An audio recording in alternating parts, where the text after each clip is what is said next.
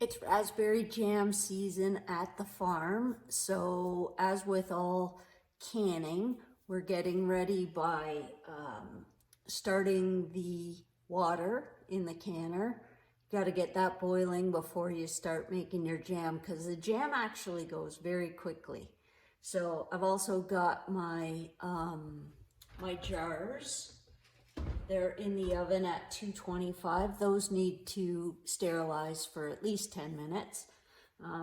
I usually have them in there a lot longer. I just stick them in right at the beginning, and then we'll get started on the making jam process.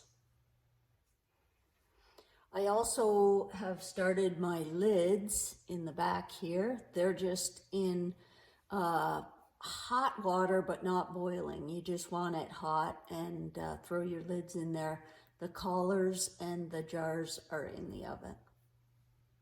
Okay, we're making raspberry jam today using the Certo crystals.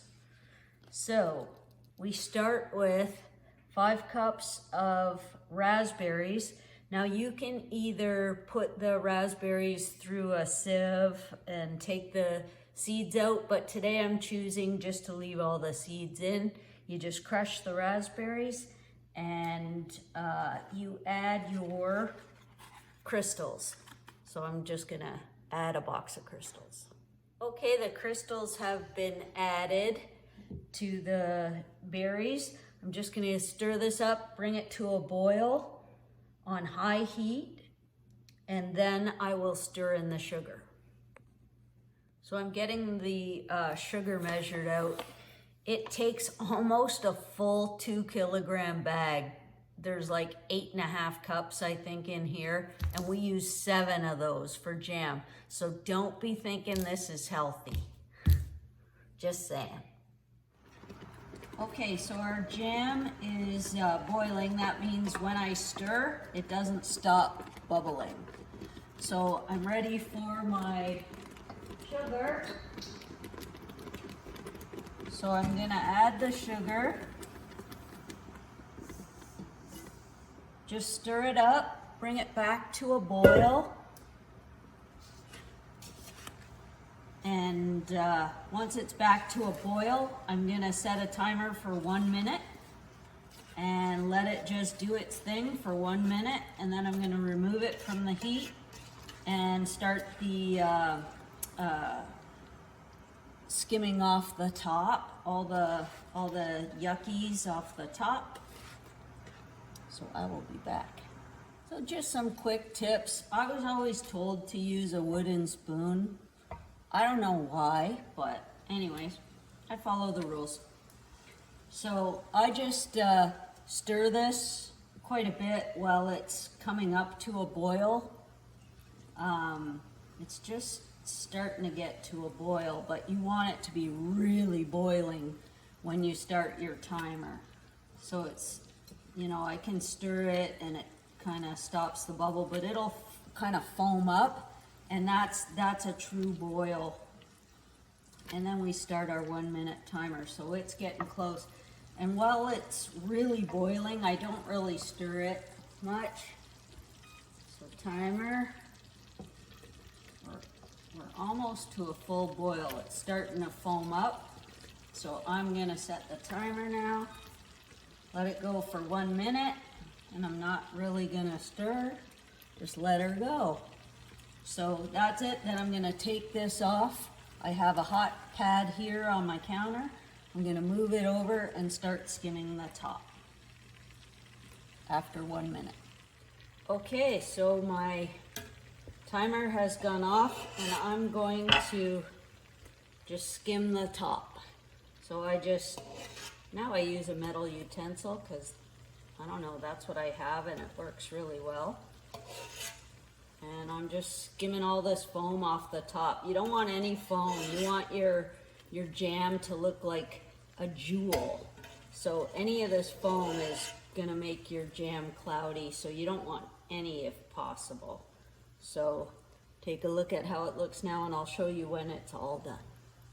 Okay, I'm pretty happy with the skimming. All the cloudiness is out, and I have a bowl that I'm gonna set aside because it looks like a lot, but what happens is the scummy stuff will come to the top and the nice jam will fall at the bottom, and you'll take that all that scummy stuff off and take the good jam and put it in your fridge so you don't waste any. Okay, we're ready for the canning process, so I'm going to grab a jar from the oven, put it on here, and then I have a cover for here. I'm gonna grab my ladle. I have that ready. Grab my jam. It's already starting to thicken.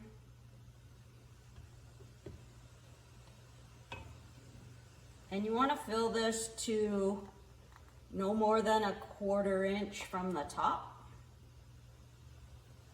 You want to leave at least that 1/4 inch.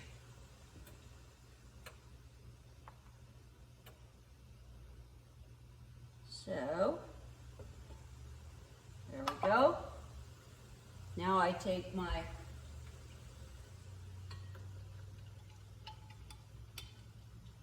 grab a lid, put that on there, grab a collar. Okay, now that's going to be hot, so I'm going to grab my oven mitts. Forgot about that. A little disorganized this morning. Canning's all about organization. Now this, you just do it finger tight. You don't over tighten, you want the bubbles to come out. So we've got our canning bath all ready and boiling. So now I'm going to put this in the canning bath and do the next jar. So we'll have 8 jars that should all fit in the bath, and then we'll run it for 10 minutes. Okay, so the recipe says it makes 8 jars, but you can see there's 5. So what I will do is there's a little bit of jam left in here and in the foamy mix. So I'm gonna mix those together and put those in a jar and put that in the fridge. And I'm gonna put the lid on my canning and set my timer for 10 minutes and let that go. And then we'll take the jars out, put them somewhere where we can keep them for 24 hours for the lids to set. And then we'll label them and put them away, and they're good for a year to a year and a half. Okay, so here we have the extra jar. So I've already poured what was left in the pot. So now, see if you can see this. If I pull back you can see there's a bunch of jam in here under the foam. So I'm just gonna take the foam off and keep that jam and put it in my fridge. So I'll be back. Okay, so our canning bath is done. So I am going to open the pot and bring the stuff. So I take them out in the order I put them in. And you just keep them vertical. Don't tip them when you're bringing them out of the pot. If there's a little water on there, it'll evaporate eventually. So I just kind of let them drip a bit and then put them here. Leave a little bit of space between so they cool. And you can see there's no cloudiness. This is a beautiful looking jam. This one has lots of seeds because I didn't filter them out, but some people like the seeds and some people don't. So there's our 5 jars. And I'm going to make up labels because the devil's in the details. So you want to make these pretty and give them as gifts. I make a nice label, a nice round label I put on top, and I'll show you that in the next step. These have to sit for 24 hours without touching them. Just leave them, forget about them. So as your jars cool, they're going to start to pop. And that lid goes concave. So you can just look at them and you can see which ones have popped and which ones haven't.